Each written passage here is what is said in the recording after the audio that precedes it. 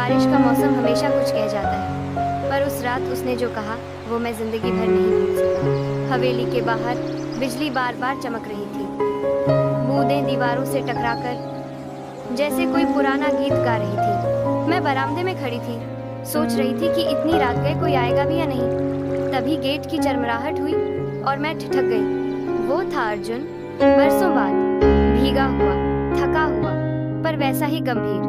हाथ में एक पुरानी डायरी थी और आंखों में वो सब सवाल जिन्हें मैंने कभी जवाब नहीं दिया था। इतने सालों बाद मेरे मुंह से बस इतना ही निकला, कुछ अधूरा छोड़ गया था।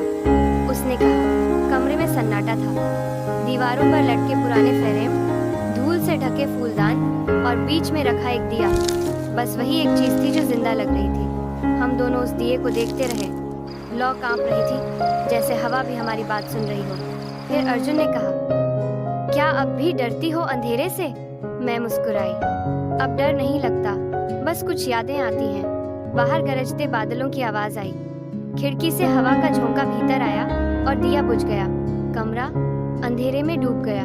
कुछ पल तक हम कुछ नहीं बोले, सिर्फ हवा और बारिश की आवाज थी। उस अंधेरे में उसकी मौजूदगी बहुत पास महसूस हो रही थी, उतनी ही पास जितनी मेरी सांसें। कहने को बहुत कुछ था, पर उस पल कोई शब्द जरूरी नहीं था। समय जैसे थम गया था।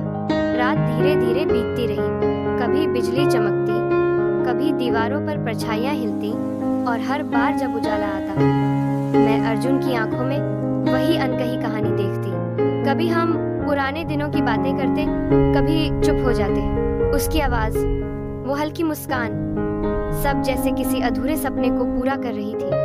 कभी कभी हवा के झोंके से दिया फिर जल उठता और फिर बुझ जाता, हर बार कुछ कहे बिना कुछ कह जाता।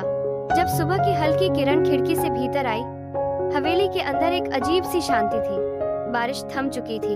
मैंने धीरे से आंखें खोली। कमरे में हल्का उजाला था, हवा में चंदन की खुशबू तैर रही थी।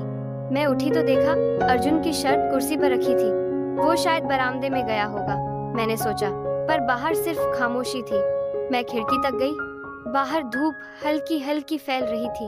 आंगन में बूंदें अब भी चमक रही थीं, और हर बूंद में जैसे पिछली रात का कोई अंश बाकी था। हवेली के कोने में रखा दिया अब बुझ चुका था, पर उसका धुआं अभी तक कमरे में था, जैसे रात की हर बात उस धुएं में कैद हो गई हो। मैंने कुर्सी पर रखी वो शर्ट उठाई और हल्के से मुस्कुराई, क्योंकि अब कुछ कहने की जरूरत नहीं थी। कुछ रिश्ते लफ्जों में नहीं, बस उस एक